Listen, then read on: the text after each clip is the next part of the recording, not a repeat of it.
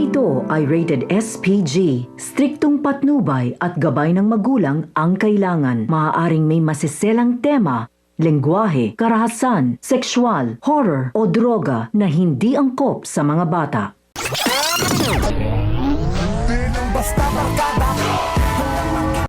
Pinuntahan ni Erica si Jackie at ipinakita na hindi na kayang kontrolin ng mga gerero ang lahat.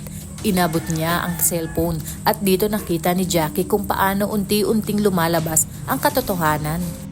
Lahat ng baho at karumal-dumal na gawain ng mga gerero ay nalalantad na. Dito nga nanlaki ang mga mata ni Jackie, lalo na nang makita niyang magsasalita na sina Marsing at Nita para mailantad ang buong katotohanan. Bago nga mapatay ang dalawa ay buong tapang na inamin sa isang interview ng mag-asawa ang tungkol sa pandaraya umano at pamimili ng boto ng mga gerero kung saan si Tanggol nga ang totoong nanalo. Hanggang sa pagtitipid sa budget sa relief goods na nauwi nga sa food poisoning at maraming sibilyan ang namatay.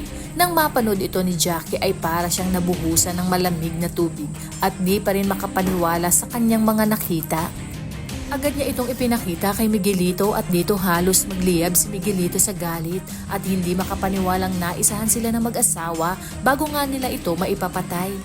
Sa kabilang banda, palihim naman pinitsura ni Mauro sa paligid upang makakuha ng ebidensya na tuluyang ikakabagsak ng mga gerero. Ayon sa kanya si Roberto ang dahilan kaya't nagkanda leche-leche ang kanyang buhay at kaya siya nawala ng trabaho. Nais niyang makapagiganti kay Roberto sa panglalaglag na ginawa sa kanya nito nang siya ay pulis pa. Ayon sa kanya si Roberto ang dahilan kaya't nagkanda leche-leche ang kanyang buhay at kaya siya nawala ng trabaho. Nakita naman siya ni Kidlat at pag-alis ni Mauro ay agad na binalaan ni Kidlat si Lucio. Kaya naman para makampante ay sinundan nila ito.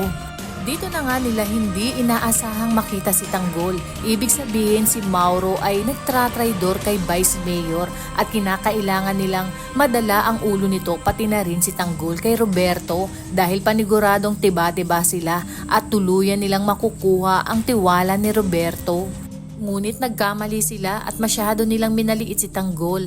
Kaya naman sa pagsasanib puwersa ni Tanggol at Ponggay ay unti-unting nalagas ang kanyang mga tauhan at nang siya na lamang ang natira ay inakala niyang panalo na siya. Yun pala ay nakatutok na sa kanya ang baril ni Tanggol at isang maling galaw niya lang ay agad siyang bubulagta. Kaya ibig sabihin walang makakaalam na magkakampi sina Tanggol at Ponggay at maipagpapatuloy pa ni Mauro ang paghanap ng mga ebidensya para tuluyang madiin ang mga gerero, lalong-lalo siyang magiging agresibo dahil sa pagkamatay ng kanyang asawa kaya mas lalong titindi ang kanyang galit sa mga gerero. Kaya naman kapamilya, kung bago ka pa lang sa aking channel ay mag-subscribe ka na at i-click mo na rin ang bell icon para updated ka. Maraming salamat sa inyong panonood. Hanggang sa muli!